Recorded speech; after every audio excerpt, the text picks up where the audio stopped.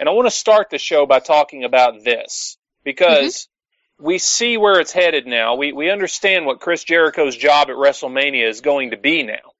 But lost in all of that was the fact that he actually won a match on Raw last night against yet seriously. another match.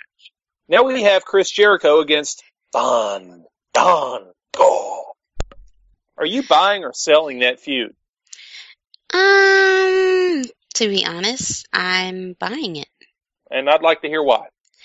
Because if you think about it, how many more weeks are we going to have him come out there and refuse to perform because no one can say his name right?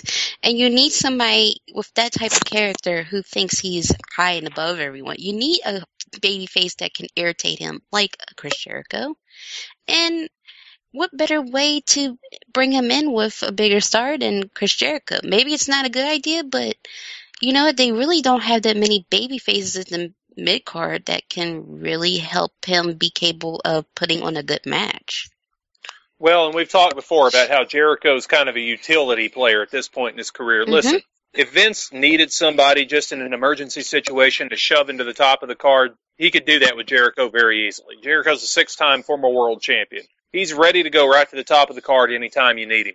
But at this point in his career, where he's already done everything there is to do in the business, he's in and out, literally, because he's busy off touring with Fozzy, and then he'll step in for a little while to, remind the wrestling world that he's still Y2J or whatever. At this point in his career, his job is the same as the job has been for Kane.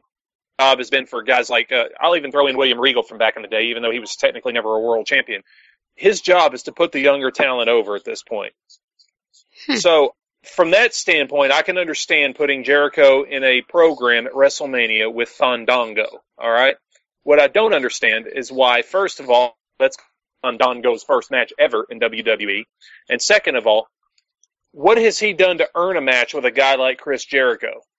Shouldn't he have to go through a few other people first? Even Ryback had to run through a bunch of jobbers and mid-carders before he got to the top of the card. And now here's Fandango literally dancing his way into WrestleMania against a legend of business like Chris Jericho. Really? Right out of the box? He shouldn't have to prove anything else to us before he's in a program with somebody the caliber of Chris Jericho? I don't have a problem with them having him wrestle Chris Jericho. I don't even have a problem with him wrestling Chris Jericho at WrestleMania. What I have a problem with is that's going to be his first match ever. Yeah. There's been nothing else take place in his career except a bunch of, shall I say, flamboyant antics, none of which constitute wrestling. True, but am I alone in this opinion? I understand what you're saying because it's the same thing we all been saying about Big E.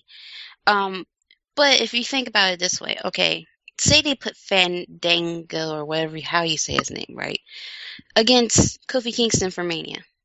Like, it's not going to be on that same platform as Chris Jericho, who can be snarky and have his comeback lines at Fandango. Kofi Kingston can't do that because he doesn't have those lines to come back at him. So I think they're just more so trying to make this more so entertaining as opposed to being just about the wrestling.